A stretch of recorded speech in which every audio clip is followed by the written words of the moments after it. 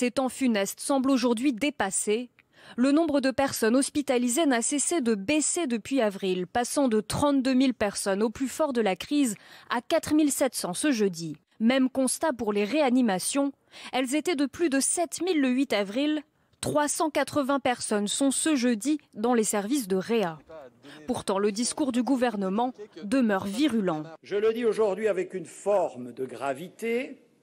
Si nous ne réagissons pas collectivement, nous nous exposons à un risque élevé de reprise épidémique qui sera difficile à contrôler.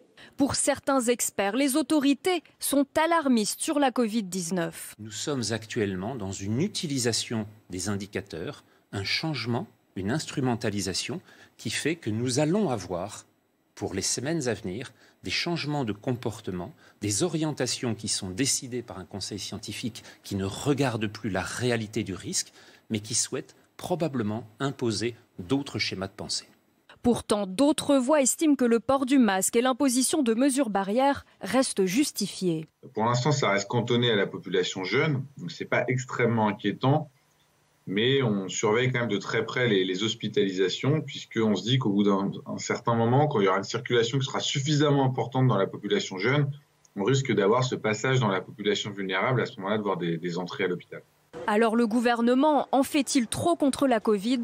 La question ne suscite pas le consensus. Santé publique France estime à plus de 30 000 le nombre de morts de la Covid depuis le début de la pandémie.